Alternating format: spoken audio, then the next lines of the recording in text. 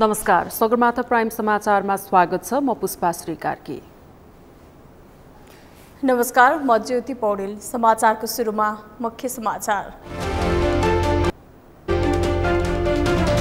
पोखरामा एटी एयरलाइन्सको विमान दुर्घटनामा मृत्यु भएका मध्ये 69 शव भेटियो। थप 3 शवको खोजी कार्य जारी। हालसम्म 42 शवको शनाखत। विमान दुर्घटनाबारे अनावश्यक रूपमा नबोल्न नागरिक उड्डयन प्राधिकरणको निर्देशन। फेसबुकमा लाइभ गरिएको भिडियोमा सत्यता नभएको दाबी।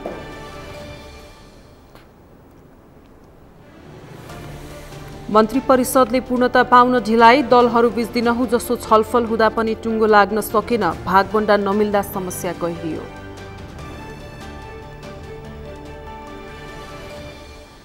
रुस र बेलारुसको संयुक्त वायुसेना अभ्यास सुरु। रक्षात्मक क्षमता विकासमा केन्द्रित रहेको बेलारुसको दाबी। अभ्यास फेब्रुअरी 1 सम्म चल्ने। र प्रधानमन्त्री कप महिला राष्ट्रिय टी20 क्रिकेटमा प्रदेश 1 र सुदूरपश्चिमको जित। लुम्बिनी र गण्डकी पराजित।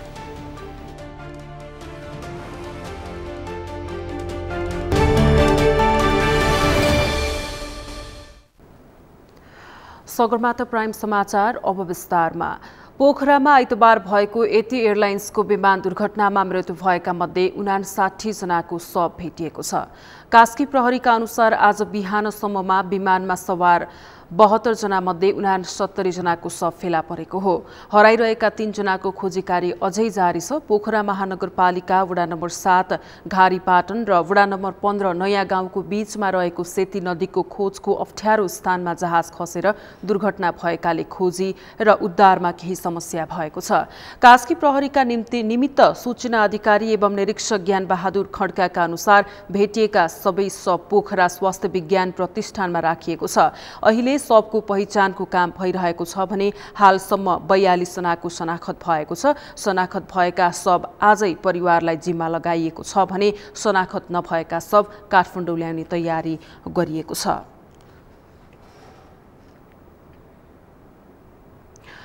नेपाल नागरिक उड्डयन प्राधिकरणले विमान दुर्घटनाको विषयलाई लिएर अनावश्यक नबोल्न निर्देशन दिएको छ। प्राधिकरणले स्वतन्त्र र निष्पक्ष छानबिनका लागि नेपाल सरकारको जाँचबुझ समिति गठन गरिसकेको भन्दै विमान दुर्घटना सम्बन्धी घटनालाई जोडेर कुनै पनि व्यक्ति, संस्था, सम्बन्धित निकाय र पूर्व कर्मचारीलाई नबोल्न निर्देशन दिएको हो। नेपाल नागरिक उड्डयन प्राधिकरणका प्रवक्ता जगन्नाथ निरौलाले छानबिन समितिले यसको स्वतन्त्र र निष्पक्ष अनुसन्धान गरेर रिपोर्ट बाहिर ल्याउने भन्दै घटनाका विषयमा अड्कल अनुमान गर्नु वाञ्छनीय नहुने बताउनु भएको हो। प्रवक्ता निरौलाले नेपाल नागरिक उड्डयन प्राधिकरणको प्रकाश गरेको प्रेस विज्ञप्ति र प्राधिकरणका बहालवाला आधिकारिक व्यक्तिबाट प्रसारित समाचारहरू बाहेक अरूलाई विश्वास नगर्न आग्रह गर्नुभएको छ। उहाँले सामाजिक सञ्जालमा विमानभित्रबाटै लाइभ गरेको भनेर भ्रम छर्ने अर्कै भिडियोको प्रचार गरिरहेको भन्दै त्यसमा सत्यता नरहेको स्पष्ट पार्नुभयो। उहाँले सामाजिक सञ्जालमा भाइरल बनिरहेको उक्त भिडियो आइतबार काठमाडौँबाट पोखरा उडेको एटी एयरलाइन्सको दुर्घटनाग्रस्त विमानको नभएको पनि बताउनुभयो। यसमा कसैले पनि आफ्नो विज्ञता यसमा देखाउनुपर्ने आवश्यकता रहँदैन। जाँचबुझ समितिले स्वतन्त्र र निष्पक्ष यसको घटनाको सत्य तथ्य बाहिर ल्याउने छ। आइतबार बिहान 10:32 त्रिभुवन विमानस्थलबाट पोखराका लागि उडेको एटी एयरलाइन्सको call sign 9NANC flight number 691 ATR 72 जहाज करिब 11 बजेको आसपासमा पोखरा विमानस्थलबाट 2 किलोमिटरको नजिकमा सेती नदीको खोजमा दुर्घटनाग्रस्त भएको थियो। सरकारले आइतबार विमान दुर्घटनापछि दुर्घटनाको कारण पहिचान गरी आगामी दिनमा यस्ता घटना हुन नदिन अपनाउनुपर्ने सुझाव सहितको प्रतिवेदन दिन दुर्घटना जाँच आयोग गठन गर्ने निर्णय गरेको थियो। पूर्व सचिव नागेन्द्र घिमिरे संयोजक रहनु भएको जाँच आयोगमा सदस्यमा हवाई विज्ञ दीपक प्रसाद वास्तोला, हवाई विज्ञ सुनिल थापा, हवाई मर्मत सेक्टरका इन्जिनियर एकराज जङ थापा र जाँच आयोगको सदस्य सचिवमा संस्कृति, पर्यटन तथा नागरिक उड्डयन मन्त्रालयका सहसचिव बुद्धिसागर लामिछाने रहनु भएको छ। आयोगले 45 दिनको समयावधिमा दुर्घटनाको कारण पहिचान गर्ने र आगामी दिनमा त्यस्ता दुर्घटना हुन नदिन अपनाउनु पर्ने उपायको पहिचान गरी सुझाव सहितको प्रतिवेदन प्रस्तुत गर्नुहुनेछ। राष्ट्रिय विपद जोखिम न्यूनीकरण तथा व्यवस्थापन कार्यकारी समितिको बैठकले विमान दुर्घटनामा परि निधन भएकाहरूको शव व्यवस्थापनमा सहजीकरण गर्ने निर्णय गरेको छ। आज सिंहदरबारमा बसेको समितिको बैठकले यस्तो निर्णय गरेको हो।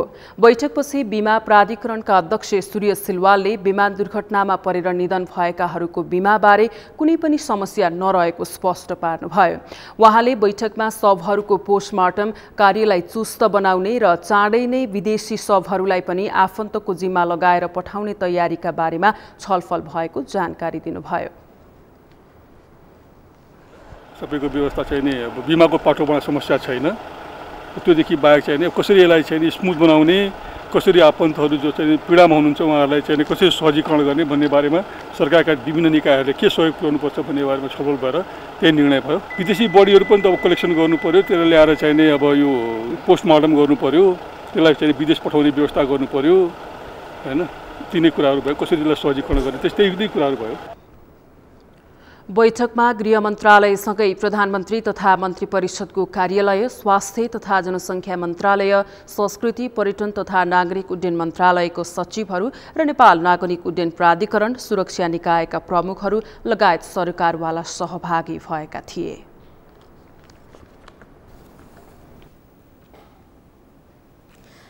नेकपा एमालेका उपमहासचिव विष्णु रिमालले पोखरा विमान दुर्घटनाप्रति दुःख व्यक्त गर्दै जाँचबुझ समितिले बुझाएका प्रतिवेदन कार्यान्वयनमा हेलचक्राइ गर्न नहुने टिप्पणी गर्नुभएको छ।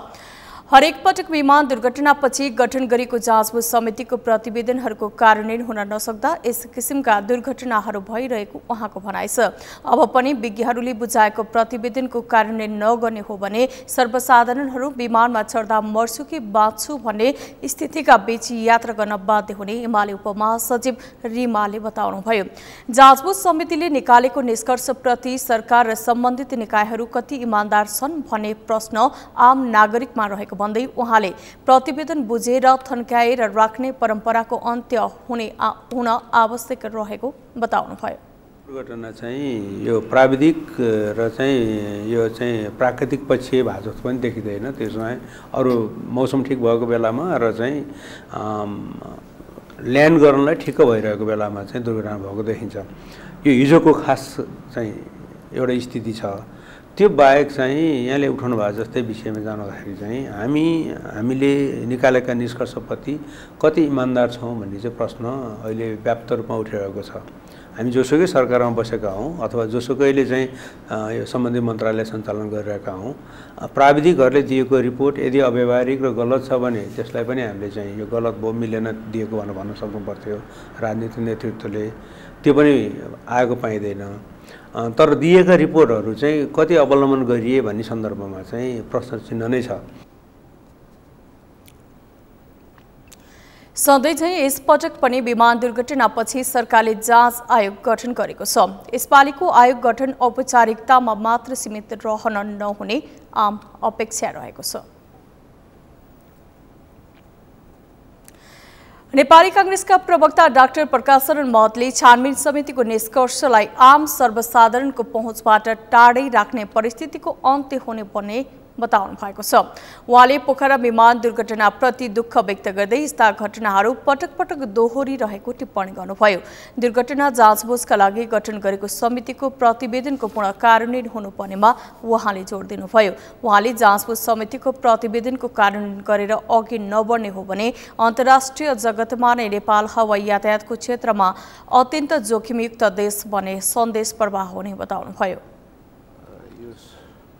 घटनाले हामी सबैको मन मस्तिष्कलाई यो एकदमै एउटा अत्यन्त पीडा दिएको छ। यस्तो घटनाहरू चाहिँ पटक पटक दोहोरिरहेका छन्। यो अवस्थामा यो विषयलाई हरेक पटक घटना घट्छ, त्यसपछि एउटा हामीले छानबिन समिति बनाउँछौँ अनि छानबिन समितिको निष्कर्ष के निस्किन्छ त्यसको अत्तो-पत्तो कसैले पाउँदैन। यो परिस्थितिको अन्त्य गर्नुपर्छ। अहिलेसम्म विभिन्न घटनाहरू यस्ता खाले दुर्घटनाहरू भए, त्यो चाहिँ के कारणले भए त्यसको पनि सार्वजनिक गर्न जरुरी छ र यसको पनि सार्वजनिक गर्न जरुरी छ। प्रवक्ता महतले सरकारले दुर्घटनाको विषयलाई गम्भीरताका साथ लिएर नदोहोरिने सुनिश्चितता मुखले नभई कामबाट नै गरेर देखाउन आवश्यक रहेको बताउनुभयो।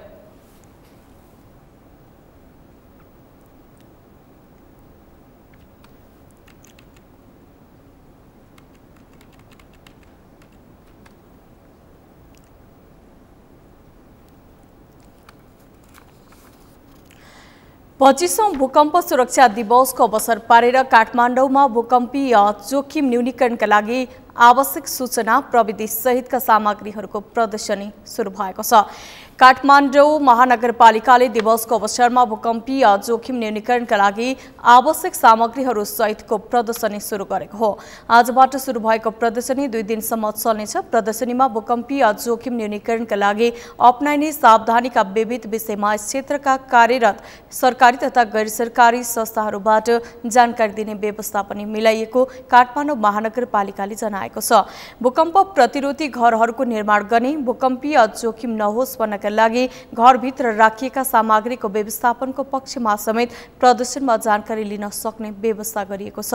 घरभित्र र बाहिर रहँदा वा बस्दा भूकम्पीय जोखिमबाट बच्नका लागि दौडन नहुने, आत्तिन नहुने जस्ता कुराहरूलाई चित्रको माध्यमबाट थाहा पाउन सकिने व्यवस्था पनि प्रदर्शनीमा गरिएको छ। सामग्रीहरूलाई पनि बाँधेर कसेर गरेर चाहिँ राख्नुपर्दछ।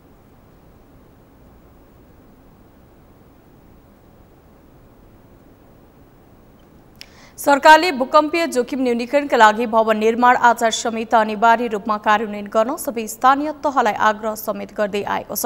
त्यसैगरी जनतामा चेतना जगाएर पनि भूकम्पीय जोखिमलाई न्यूनीकरण गर्न जोड दिएको छ।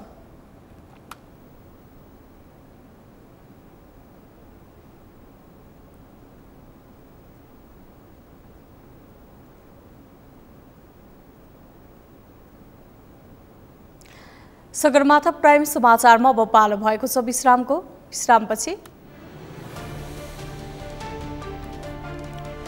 मन्त्री परिषदले पूर्णता पाउन ढिलाइ, दलहरूबीच दिनौ जसो छलफल हुँदा पनि टुङ्गो लाग्न सकेन, भागभण्डा नमिल्दा समस्या गहिरियो।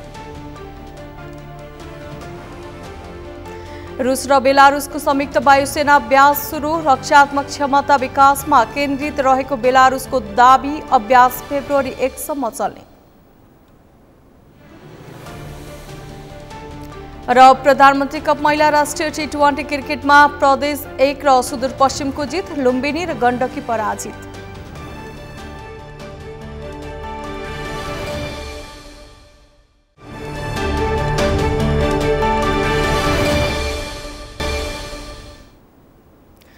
विश्रामपछि प्राइम समाचारमा पुनः स्वागत छ। अब बाँकी समाचार।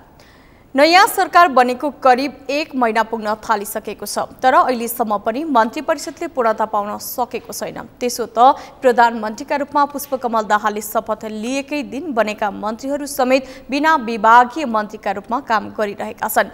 मन्त्री परिषदलाई पूर्णता दिन सत्ता समीकरणका दलहरू बीचमा दिनहुँ जसो छलफल हुने गरेको भए पनि सरकारमा सहभागी दलहरू बीच भागभण्डा नमिल्दा विस्तारमा ढिलाइ भइरहेको हो।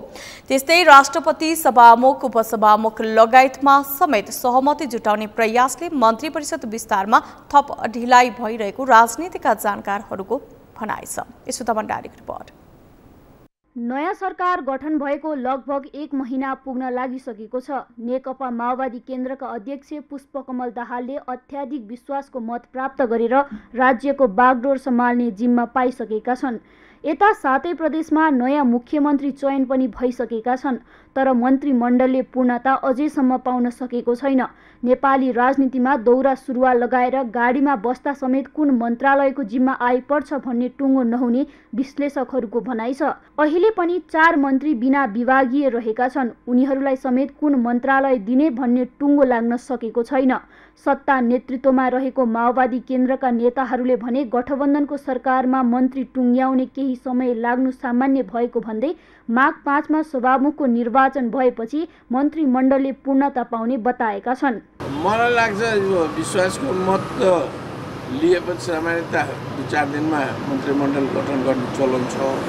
तर यसले जुन किसिमको नेपालको त्यही विश्वासको मत हुँदाखेरि दिन जुन किसिमको घटना परिदृश्य देखा पर्यो त्यो भनेको सबै पार्टीजहरूले चाहिँ नेकपा माओवादीका अध्यक्ष कमरेड पुष्पकमल दाहाललाई चाहिँ सामान्य प्रधानमन्त्रीज्यूलाई जुन किसिमको मत आयो त्यसले चाहिँ के गरिरहेछ भनेदेखि मन्त्रीमण्डल चाहिँ यो राजनीतिक जुन छ नि राष्ट्रपति सभामुखहरू यो सबैको चुनावपछि नै मन्त्रीमण्डल बन्ला जस्तो मलाई लाग्छ। भन्न खोजेको के भने माघ 5 भन्दा अगाडि चाहिँ मन्त्रीमण्डल बन्ने सम्भावना मैले कम देखेको छु। एकातर्फ सत्ता समीकरणमा रहेका दलहरूलाई भागबण्डा मिलाउन सकस परेको छ भने अर्कातिर प्रधानमन्त्रीलाई विश्वासको मत दिएको नेपाली कांग्रेस एकीकृत समाजवादी लगायतका दलहरूलाई समेत मिलाएर लैजानुपर्ने चुनौती प्रधानमन्त्री सामु रहेको छ। कांग्रेस र समाजवादी सरकारमा सहभागी नभए पनि राष्ट्रपति सभामुख लगायतका पदमा भने आकांक्षी हुन्। प्रधानमन्त्री दाहालले समेत कांग्रेससँग छलफल गरेर निर्णय लिने बताउनाले उनीहरू पनि आकांक्षी रहेको प्रष्ट हुन्छ। यसले पनि मन्त्रीमण्डल विस्तारमा ढिलाइ भइरहेको छ। मन्त्री बन्ने आकांक्षी धेरै भएपछि मन्त्रालय फुटाएर संख्या बढाउने तयारी गरिरहेको भए पनि नागरिक स्तरबाट व्यापक विरोध भएपछि त्यो निर्णयबाट सरकार पछि हटिसकेको छ। राष्ट्रपति सभामुख लगायतका पदहरूका विषयमा टुङ्गो लगाउन प्रधानमन्त्रीले एमाले अध्यक्ष ओली, कांग्रेस सभापति देउवाका साथै सत्ता समीकरणमा रहेका दलहरूसँग छलफल जारी राखेका छन्। यद्यपि अहिलेसम्म ठोस निर्णय हुन सकेको देखिँदैन। नेपाली कांग्रेसले पदीय बार्गेनिङकै लागि प्रधानमन्त्रीलाई विश्वासको मत दिएको धेरैको अनुमान छ। यता एमाले आफूले राष्ट्रपतिको पद पाउने पर्ने दाबी गरिरहेको छ। कुरो मिल्न नसक्दा समस्या आइरहेको भए पनि सत्ता साझेदार दल एमालेका नेताहरूले भने छिट्टै सरकारले पूर्णता पाउने विश्वास व्यक्त गरेका छन्। त्यो बारेमा सघन ढङ्गले कुराकानी भइराखेको छ र मलाई विश्वास के छ भने अब छिट्टै सम्भवतः अब 1 हप्ताभित्र, अनि आज 2 गते भयो, 7 गतेसम्ममा यो टुङ्गो लाग्छ। प्रधानमन्त्रीले जसरी विश्वासको मत लिँदा लगभग 100% समर्थन पाए त्यसै गरी उनलाई काम गर्न भने सहज छैन। आकांक्षी मिलाउने समस्या भएका कारण मन्त्री परिषद विस्तारमा ढिलाइ भइरहेको राजनीतिक विश्लेषकको भनाइ छ। मेरो चाहिँ बुझाइमा के हो भने अहिले गठबन्धनको सरकार छ। पहिलो कुरा त धेरै जटिल छ। गठबन्धनको सरकार हुनु भनेको मतलब बाँडीचुडी सत्ता साझेदारी गर्नु हो। अनि त्यो सत्ता साझेदारी गर्ने बेलामा मन्त्रालय कसले कति पाउने भन्ने कुरा पनि विवाद हुन सक्छ। साना साना दलहरू छन्, उनीहरूसँग बार्गेनिङ उनीहरू क्यापासिटी छ। अहिले प्रधानमन्त्रीले यदि त्यो मन्त्रालय दिनु भएन भने म छोडिदिन्छु भन्न सक्नुहुन्छ उहाँहरू। तर के हो भनेदेखि बहुमत त्यसो छोड्छु भन्दै बहुमत गुम्ने डर हुन्छ। त्यसकारणले प्रधानमन्त्री यसमा सचेत हुनुहुन्छ जस्तो लाग्छ। सरकारले न्यूनतम साझा कार्यक्रम सार्वजनिक गर्दै आम मानिसका अपेक्षाको सम्बोधन गर्ने गरी काम गर्ने बताए पनि मन्त्री परिषद विस्तारमै ढिलाइ हुँदा सरकारको काममा समेत बाधा देखिँदै आएको छ।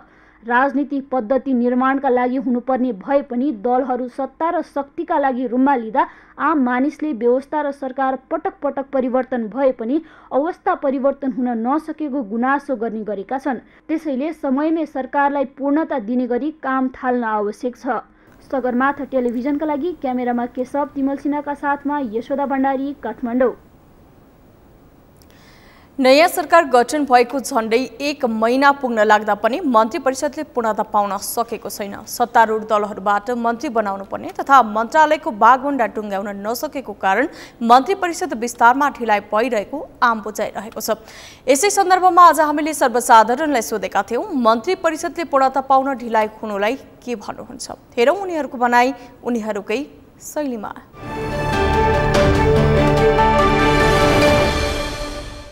अब यो मन्त्रीमण्डलहरू बनाउने त्यही नै हो। नेपालको राजनीति सबैलाई थाहा छँदैछ होइन। अब बाहिर देख्नलाई चाहिँ म तँलाई सपोर्ट गर्छु जस्तो कुराहरू गर्छन् र भित्र चाहिँ आफै खान खोज्छन्।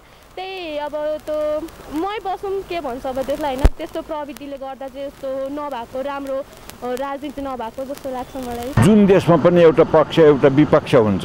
विपक्षमा बस्ने वाला वाच गर्छ, उसले बदमास काम गर्न थाल्यो, सरकार बेढङ्गले चल्न थाल्यो भने उसले सक्रिय गर्नु।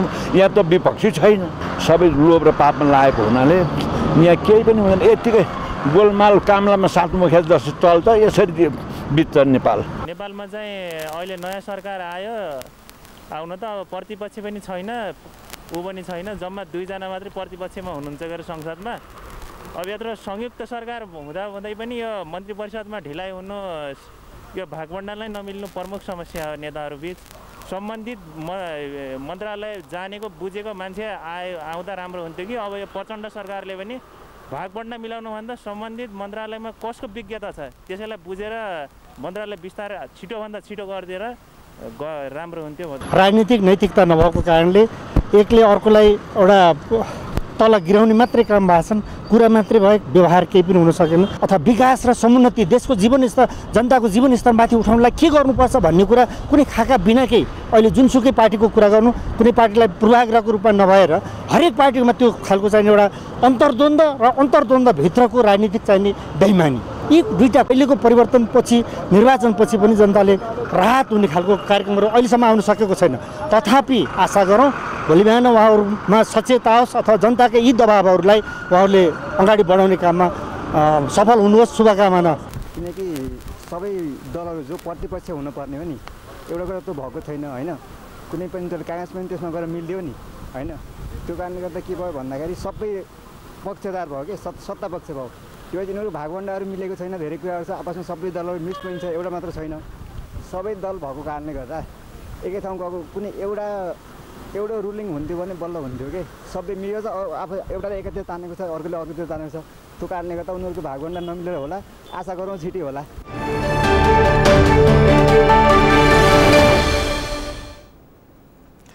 स्वतन्त्र विद्यार्थी युनियनको निर्वाचनका लागि विद्यार्थी संगठनहरूले तयारी थालेका छन्। 2065 देखि नियमित हुन नसकेको सोभियु निर्वाचन यसपटक निर्धारित मिति आगामी फागुन 14 गते गर्ने त्रिभुवन विश्वविद्यालयको तयारी रहेको छ। एक रिपोर्ट।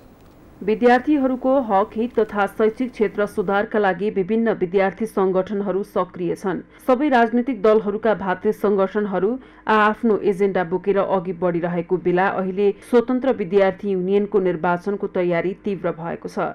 निर्वाचनको तयारीमा माओ पार्टीहरू पनि विशेष प्रशिक्षणमा लागेका छन्। आइतबार नेकपा एमाले सोभियु निर्वाचन विशेष प्रशिक्षण आयोजना गर्यो। कार्यक्रममा एमाले महासचिव शंकर पोखरेलले अनेरा सोभियुले सोभियु निर्वाचनमा वास्तविक विद्यार्थीलाई नेतृत्व गर्न दिनुपर्ने धारणा राखे। आगामी सोभियु निर्वाचनमा वास्तविक विद्यार्थीलाई नेतृत्व हस्तान्तरण गर्नुपर्ने महासचिव पोखरेलको भनाइ थियो। उनले विद्यार्थी संगठनमा नयाँ पुस्तालाई नेतृत्व हस्तान्तरण गर्नुपर्नेमा जोड दिँदै विद्यार्थी संगठनहरूको नेतृत्व वास्तविक विद्यार्थीले गर्नुपर्ने बताए।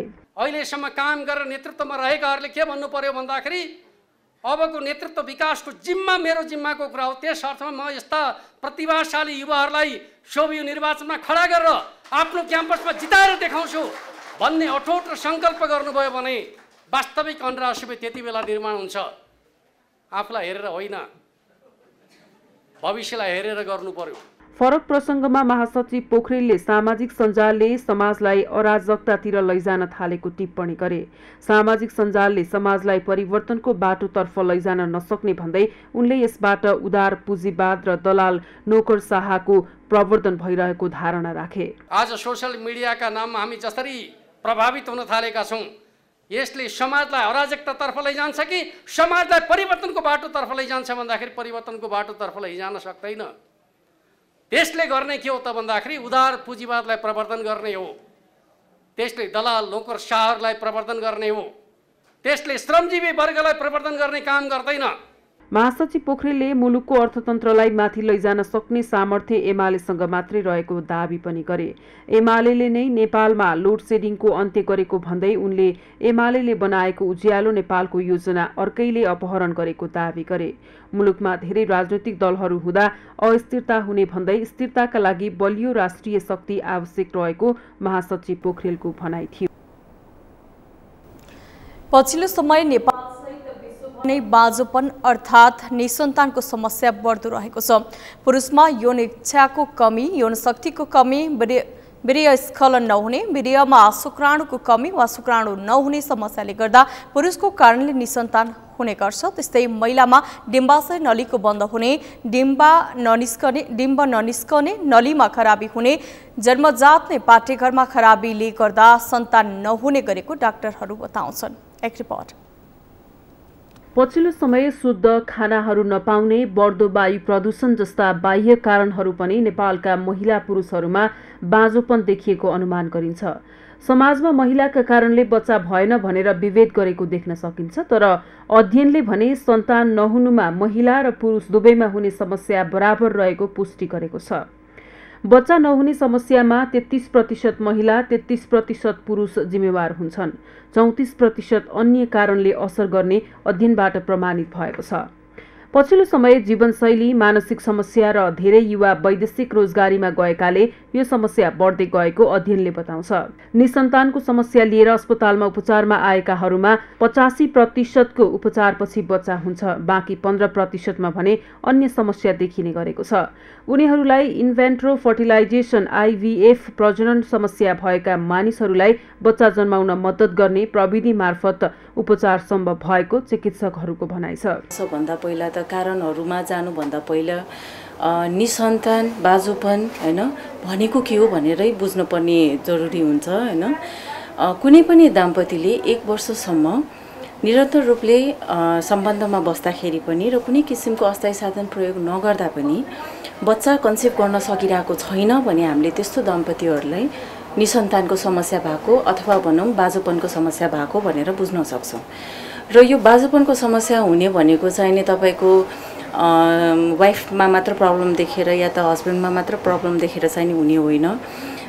तपाईको समस्या भनेको वाइफमा पनि हुनसक्छ, हस्बेन्डमा पनि हुनसक्छ, कि त दुवैमा पनि हुनसक्छ। बाँझोपनको समस्या श्रीमती वा श्रीमानमा मात्रै समस्या देखिएर हुने होइन, समस्या श्रीमान वा श्रीमतीमा पनि हुनसक्छ, दुवैमा पनि हुनसक्छ। बाँझोपन आउनुमा श्रीमतीको डिम्बाशयमा समस्या छ वा पाठेघरको दुवैतिरको डिम्बाशयमा समस्या देखिएको छ भन्ने निसन्तानको समस्या हुने हो। यो बाहेक श्रीमतीमा थाइरोइड, डायबिटिज र अन्य समस्याहरू भयो भने बाँझोपन हुन सक्छ। श्रीमानको कुरा गर्दा सबैभन्दा पहिले शुक्रकीटको कुरा आउँछ। शुक्रकीटको संख्या राम्रो छैन, संख्या राम्रो भए पनि त्यसको चालहरू राम्रो छैन, बनावटहरू राम्रो छैन भने बाँझोपन हुन सक्छ। नलीमा तपाईको शुक्रकीट र अण्डाको मिलन भएर भ्रूण बन्ने हुन्छ र बनेको भ्रूण चाहिँ नि फेरि पाठेघरमा आएर त्यहाँ वाल्सहरूमा टाँसेर बच्चा बस्ने हुन्छ। तपाईको यही ब्लक भइदियो भने त अण्डा र शुक्रकीट त मिलन हुनै पाएन हैन, त्यो भएर पनि तपाईको बाँझोपन हुन सक्छ। फाइनली हामी डिम्बाशयमा आउँदाखेरि डिम्बाशयमा कुनै किसिमको सिस्ट ट्युमर हैन कि त पोलिसिस्टिक ओभरियन डिजिज जसमा ससानो पानीको फोकाहरू देखिन्छ, त्यस्तोहरू केही समस्याहरू छ भने पनि बाँझोपन हुन सक्छ। यो चाहिँ नि अब मैले तपाईलाई पाठेघर सम्बन्धीका कारणहरू भने महिलामा हुने बाँझोपनको कारणहरू। यो बाहेक चाहिँ नि तपाईको केही गरी अब वाइफमा चाहिँ नि हैन थाइरोइडको समस्याहरू छ, कि त डायबिटिजहरू छ हैन, कि त अरू केही समस्याहरू मेटाबोलिक डिसअर्डर्सहरू छ भने पनि बाँझोपन हुन सक्छ। बाँझोपन भनेको लुकाएर राख्ने कुरा होइन। लुकाएर कसैको परामर्श नलिई श्रीमान श्रीमतीसँग मात्रै सीमित राख्नु भयो भने मेडिकल उपचारबाट बच्चा पाउन सक्ने अवसर गुमाउनु पर्ने हुन सक्छ। बाँझोपन सम्बन्धित डाक्टरसँग परामर्श गर्नु उपयुक्त हुन्छ। नेपालको राजधानी काठमाडौँका प्राय मुख्य सडकका फुटपाथको अवस्था ज्यादै नाजुक छ। अस्तव्यस्त साँगुरा फुटपाथका कारण सर्वसाधारणले शास्ति भोग्नु परेको छ। फुटपाथमा विद्युत ट्रान्समिटरका बक्सहरू, जताततै इट्टा बालुवाको थुप्रो र बिजुलीका खम्बाका अवरोधबाट पैदल यात्रुका लागि निकै शास्ति हुने गरेको छ। समयमै यसको व्यवस्थापन नहुँदा समस्या झन बढिरहेको छ। यमुना सापकोटाको रिपोर्ट। नेपालको राजधानी काठमाडौँका अधिकांश फुटपाथहरूमा हिँड्ने समस्या हुन्छ। नाम मात्रका फुटपाथमा यत्रतत्र राखिएका इट्टा बालुवा लगायतका निर्माण सामग्री, जताततै विद्युत ट्रान्समिटरका बक्सहरू तथा असरल बिजुलीका खम्बा पैदल यात्रुका लागि सकस भइरहेका छन्। त्यसमा पनि कतिपय फुटपाथहरू भत्किएको र पानी जम्ने गरेको कारण प्रयोगविहीन अवस्थामा छन्।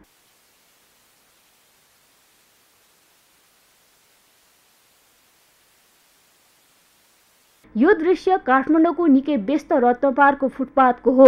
यहाँका फुटपाथमा भएका खाल्टा खुल्टीले सहरलाई नै कुरूप बनाएको छ। हिउँदको समयमा समेत जताततै पानीले भरिएका छन् रत्नपारका फुटपाथ। यसबाट पैदल यात्रुको समस्या झनै थपिएको छ। विद्युत प्राधिकरणका बक्सहरूले फुटपाथ झनै साँघुरो भएको छ। फुटपाथमा नै हिँड्नलाई मान्छेलाई असुविधा छ, बरु सबै अब होइन व्यवस्थित गरिदियो भने सजिलो भयो नि त सबैलाई। फुटपाथमा भएका खाल्टोका कारण कतिपय त लड्ने समेत गरेको तर कसैले पनि नउठाइदिने गरेको पैदल यात्रुहरूको दुखेसो छ। त्यो योहरू अड्केर लड्छु, त्यही समस्या छ होइन। राम्रो बनाइदियोस्, यो खाल्टाखुल्टी पुरिदियोस् भन्ने चाहन्छु। आएको छ अलिअलि लडिन्छ, मान्छेले उठाइदिँदैनन्, त्यही छ। फुटपाथमा थुपारिएका अनावश्यक फोहोरका कारण उपयोग गर्न नपाएको र महानगरपालिकाको हटलाइन नम्बरमा फोन नउठ्ने धेरैको अनुभव छ। अब हामी जस्तै अब यो फोहोर सबै यता राखिदिएको छ होइन, त्यसले गर्दाखेरि हामी फुटपाथको त युज नै भएको छैन कि।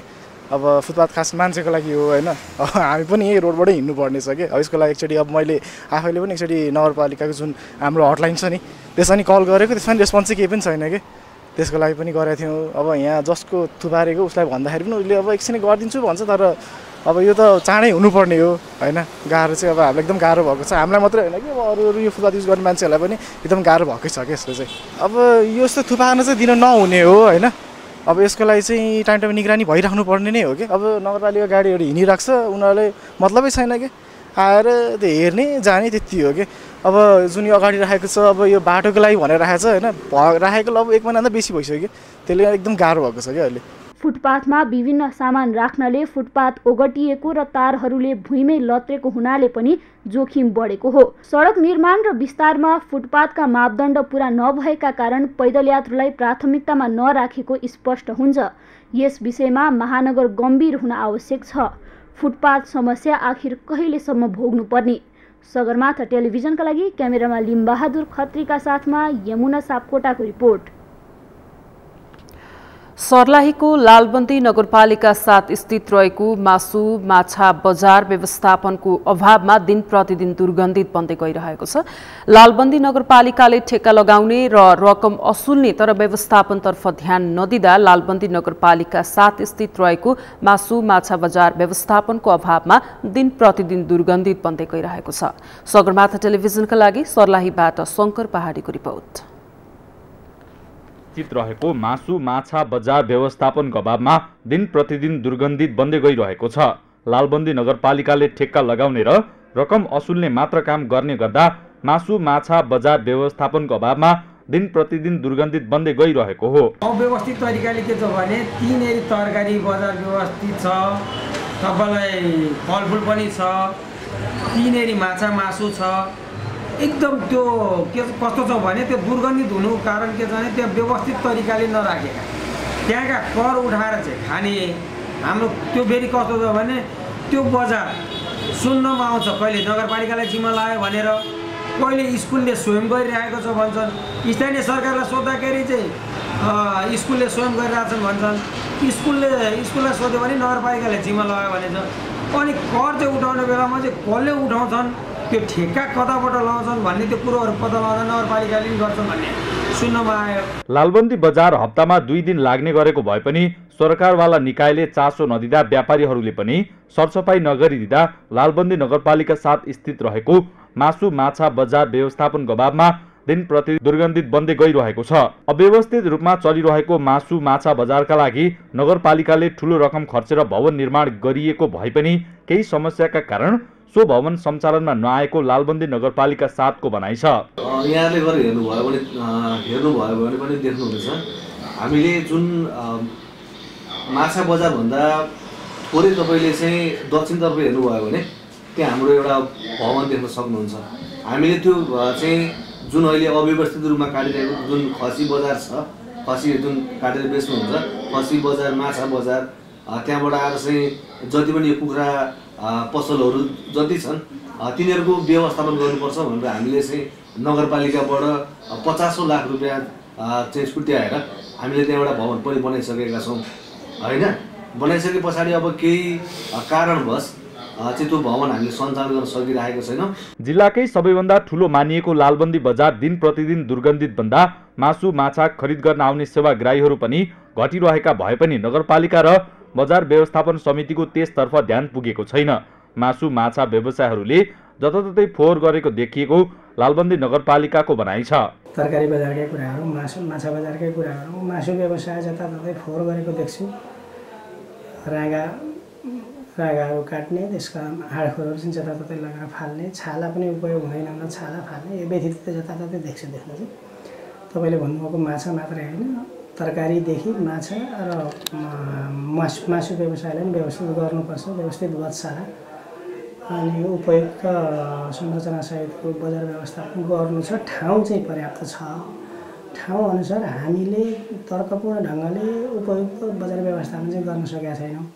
स्रोतको हिसाबले ठेक्का लाउने, कलेक्सन गर्ने काम चाहिँ भइरहेछ, नियमित देखिन्छ। त्यसैले अझ धेरै स्थानीय सरकारले त्योभन्दा धेरै पनि राजस्व आर्जन गर्न सक्छ, व्यवस्थित गरिदिने हो भने। गर्न त सकिने धेरै छ, तर अब चालु वर्षको स्रोतमा छैन। सामान्य व्यवस्थापन सुधारमा चाहिँ मैले केही प्रयत्न गरौँला। लालबन्दी नगरपालिका 7 स्थित रहेको मासु माछा बजारबाट निस्कने फोहोर समेत उचित तरिकाबाट व्यवस्थापन नहुँदा व्यापारीहरूले जताततै फोहोर फाल्ने गरेका कारण बजार दिन प्रतिदिन दुर्गन्धित हुँदै गएको हो। छिमेकी जिल्ला सिन्धुलीको मरिन र हरिहरपुर गढीका समेत सेवाग्राहीहरू आउने यस बजारको व्यवस्थापन गर्न स्थानीय सरकार र बजार व्यवस्थापन समितिले चासो नदेखाउँदा झिङ्गा भन्केको मासु खरिद गर्न सेवाग्राहीहरू बाध्य छन्। यस्तै मासु माछा बजारबाट निस्कने पानीको उचित निकास नहुँदा नजिकै पानी जमेका कारण बजारमा दुर्गन्ध फैलिएको छ। सगरमाथा टेलिभिजनका लागि शङ्कर पहाडी, सर्लाही। नेपालमा हवाई दुर्घटना बढ्दो क्रममा छ। उडानका लागि तुलनात्मक सुरक्षित मानिने एटीआर विमान आइतबार दुर्घटना हुँदा नेपालमा आन्तरिक उडानमा अहिलेसम्मकै ठूलो मानवीय क्षति भएको छ। हवाई दुर्घटनामा गत जेठ 15 मा मात्रै 22 जनाको ज्यान गएको थियो भने 8 महिना पनि नबित्दै अर्को दुर्घटना हुँदा नेपालको हवाई उडान प्रति नै प्रश्न उठ्न थालेको छ। अभिषेक सुनारको रिपोर्ट। आइतबार काठमाडौँबाट पोखराका लागि उडेको यति एयरलाइन्सको 9N ANC कल साइन नम्बरको ATR 72 जहाज पोखरामा दुर्घटना हुँदा आन्तरिक उडानतर्फको अहिलेसम्मकै ठूलो मानवीय क्षति भएको छ। 68 यात्रु र चालक दलका 4 जना सहित 72 जना सवार विमान दुर्घटनाबाट 70 जनाको शव फेला परेको छ। नेपालमा पछिल्लो समय आन्तरिक विमान दुर्घटना हुने क्रम बढेको छ। गत जेठ 15 मा यति समूहकै भगिनी संस्था तारा एयरको ट्विन अटर विमान दुर्घटनामा 22 जनाको मृत्यु भएको थियो। 8 महिना पनि नबित्दै अर्को ठूलो दुर्घटना हुनुमा पाइलटलाई दोष दिइने विज्ञ बताउँछन्। जति उडान गर्यो उति नै पैसा पाउने हुँदा त्यसको प्रभाव पाइलटमा परेको हुन सक्ने विज्ञको भनाइ छ। अब नेपालमा घरिघरि दुर्घटना हुने रिजन चाहिँ सबभन्दा पहिलेको यो जियोग्राफिकल रिजनै हो, मेन कुरो वेदरको कारणले हो। तर हिजो त वेदर पनि एकदम क्लियर थियो मोस्टली। अनि यहाँ हामी कहाँ पनि यो सिभिल एभिएसन अथोरिटीले अलिकता सबै कुराले सबै ठिक छ, यहाँ सर्भिलेन्स अलिक कम पुग्यो अघि जस्तो पनि मलाई लाग्छ। अब जस्तो त्यहाँ अडिट हुने कामहरूदेखि लिएर सबै एयरलाइन्सलाई सबै क्रस एन्ड चेक गर्नेदेखि र उनीहरूको चाहिँ जे गर्नुपर्ने सिस्टमहरू छ त्यो चाहिँ आइकाको नियमअनुसार र युरोपियन युनियनको अनुसार सबै काम चाहिँ गरेको छ। तर यो मेन रिजन मैले हेर्दाखेरि चाहिँ पाइलटहरूको पनि अलिकता अप्ठ्यारो के मैले के देखाएको छु भने सबै एयरलाइन्सहरूले पाइलटहरूलाई यो फ्लाइट आवर बेसिसमा पैसा दिएको छ। जति घन्टा उड्यो त्यति घन्टाको पैसा दिने भए हुनाले पाइलटहरू पनि पैसाको लागि टेम्पटेसन भएको पो हो कि, किनभने हरेक मान्छेले त काम गर्ने भने पैसाले काम गर्ने हो, पैसाले काम गर्छ। विमान कहिले पुरानो नहुने भए पनि त्यसको मर्मत सम्हारमा ध्यान नदिँदा दुर्घटना निम्तिने विज्ञको बुझाइ छ। नेपाल नागरिक उड्डयन प्राधिकरणको तथ्याङ्क अनुसार सन् 1955 देखि सन् 2022 सम्म नेपालमा कुल 107 वटा विमान दुर्घटना भएको छ। सन् 1955 को मार्चमा अन्तर्राष्ट्रिय उडानको कालिङ्गा एयरको VTAZ X DC-3 जहाज 12 को सिमारामा दुर्घटना हुँदा 2 जनाको मृत्यु भएको थियो। यो नै नेपाली भूमिमा भएको पहिलो दुर्घटना हो। सन् 2022 मा तारा एयरको दुर्घटना भएको थियो भने 2023 को प्रारम्भमा नै आइतबार पोखरामा दुर्घटना भएको छ। यसरी नेपालमा भइरहेको दुर्घटना न्यूनीकरणका लागि हवाई कम्पनीले विशेषतः जहाज निर्माण कम्पनीको तालिका अनुसार मर्मत गर्नेतर्फ नै ध्यान दिनुपर्ने विशेषज्ञले बताएका छन्। यति घण्टा उडान गरेपछि यो गर्ने प्रत्येक पार्टमा, वायुयानमा, इन्जिनमा, त्यसका सिस्टमहरूमा पनि सबै यो समयमा यो चेक गर्नु र ठिक छ भने गर्नु भनेर सही गर्नु, सर्टिफाई गर्नुपर्छ। फेरि योग्यता पुगेका इन्जिनियरहरूले आफ्नो योग्यताको प्रमाणित गरेर हवाई विभाग, हवाई प्राधिकरणबाट, नागरिक उड्डयन प्राधिकरणबाट लाइसेन्स पाउँछन्।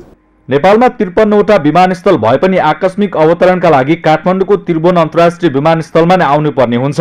तर आकस्मिक अवतरणको प्रयास अन्य विमानस्थलमा गरिँदा पनि दुर्घटना हुने विज्ञको अनुभव छ। यता सरकारले हवाई दुर्घटना न्यूनीकरणका लागि गरेका प्रयासबाट अपेक्षित परिणाम आउन सकेको छैन।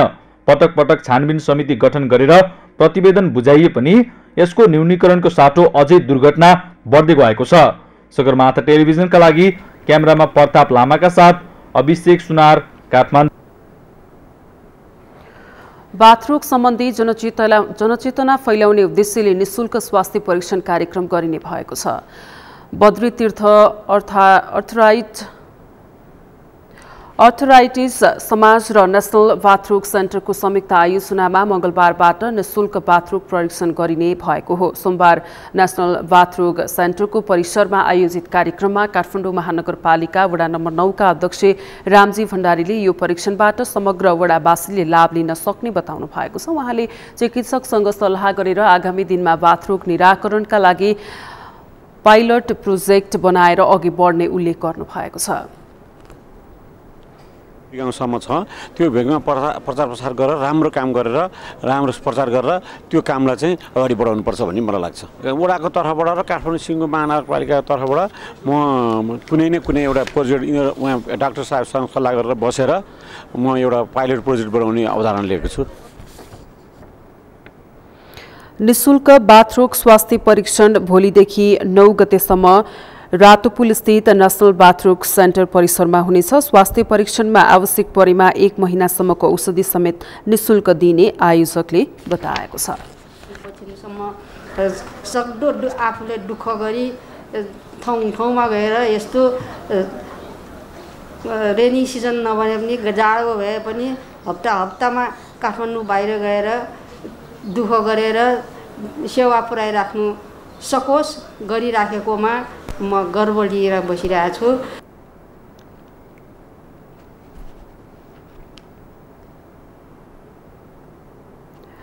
सगरमाथा प्राइम समाचारमा पुनः पालो भएको छ विश्रामपछि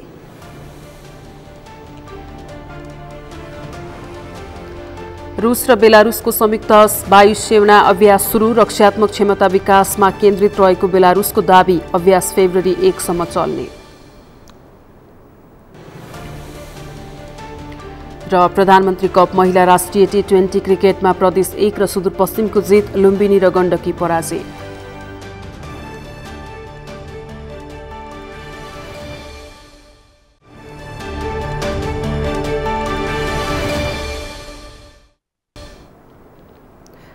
विश्रामपछि सगरमाथा प्राइम समाचारमा पुनः स्वागत छ। अब पालो अन्तर्राष्ट्रिय समाचारको।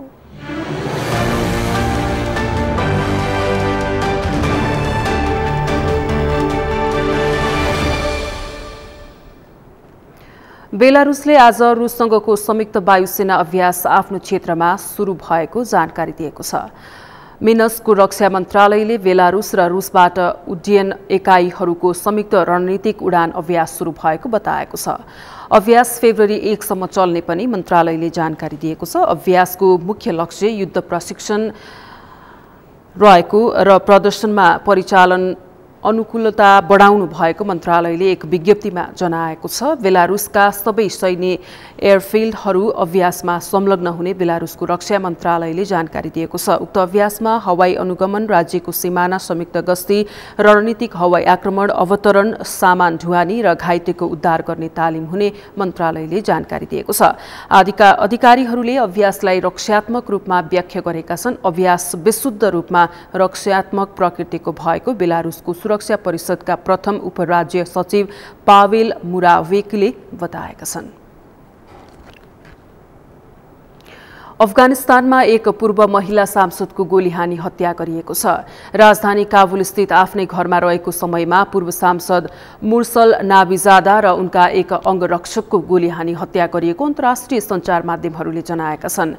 नाबिजादाको घरमा घुसेका बन्दुकधारीहरूको समूहले उनको अंगरक्षकलाई गोली हानी लगत्तै नाबिजादाको हत्या गरेको बताइएको छ। घटनामा उनका भाइ र एक सुरक्षा गार्ड घाइते भएका छन्। घटना भए लगत्तै अर्का सुरक्षा गार्ड भने घरको गहना चोरी गरी फरार भएका छन्। पूर्व सांसद नाबिजादालाई तालिबान सरकारले सन् 2021 मा पदच्युत गरेको थियो। तालिबान सरकारले पदच्युत गरेका अधिकांश महिला सांसदहरूले देश छाडे पनि नाबिजादाले देश छाडेकी थिएनन्। घटनाका बारेमा थप अनुसन्धान जारी रहेको तालिबान सरकारले जनाएको छ।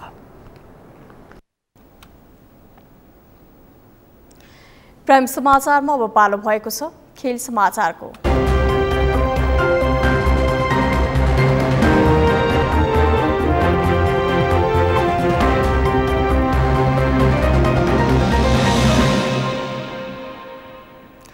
इटरीमा जारी प्रधानमन्त्री कप महिला राष्ट्रिय टी20 क्रिकेटमा प्रदेश 1 र सुदूरपश्चिम प्रदेशले जित दर्ता गरेका छन्। इटरीको जनता क्रिकेट पार्क क्रिकेट मैदानमा आज लुम्बिनी प्रदेशलाई 9 रनले हराउँदै प्रदेश 1 ले लगातार दोस्रो जित निकालेको हो। मैदान ओसिलो भएको कारण ढिला सुरु भएपछि 9 ओभरमा झारिएको खेलमा प्रदेश 1 9 रनले विजयी भएको हो। प्रदेश 1 ले दिएको 60 रनको लक्ष्य पछ्याएको लुम्बिनीले पुरै 9 ओभर खेल्दा 7 विकेट गुमाएर 50 रन मात्र बनाउन सक्यो। लुम्बिनीका लक्ष्मी चौधरीले 31 रन जोडिन्। प्रदेश 1 का लागि संगीता राईले 3 विकेट लिन्। त्यसअघि पहिले ब्याटिङ गरेको प्रदेश 1 ले 9 ओभरमा 4 विकेट गुमाएर 59 रन जोडेको थियो। प्रदेश 1 का काजल श्रेष्ठले 21, कप्तान रुबिना छेत्रीले 17 र अप्सरी बेगमले 12 रन जोडिन्। आजै सुदूरपश्चिमले गण्डकीलाई 9 विकेटले पराजित गरेको छ। जितका लागि गण्डकीले दिएको 61 रनको लक्ष्य सुदूरपश्चिमले 11 ओभरमा 1 विकेट गुमाएर पूरा गरेको हो।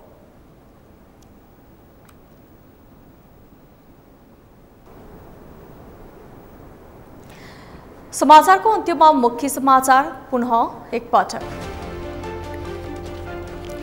पोखरामा यति एयरलाइन्सको विमान दुर्घटनामा मृत्यु भएका मध्ये 69 शव भेटियो। थप 3 शवको खोजी कार्य जारी। हालसम्म 42 शवको शनाखत। विमान दुर्घटनाबारे अनावश्यक रूपमा नबोल्न नागरिक उड्डयन प्राधिकरणको निर्देशन। फेसबुकमा लाइभ गरिएको भिडियोमा सत्यता नभएको दावी। मन्त्री परिषदले पूर्णता पाउन ढिलाइ। दलहरूबीच दिनहुँ जसो छलफल हुँदा पनि टुङ्गो लाग्न सकिन। भागबण्डा नमिल्दा समस्या गहिरियो।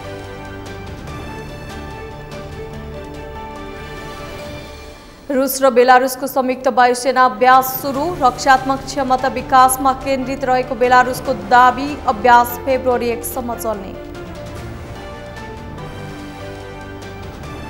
र प्रधानमन्त्री कप महिला राष्ट्रिय टी20 क्रिकेटमा प्रदेश 1 र सुदूरपश्चिमको जित। लुम्बिनी र गण्डकी पराजित।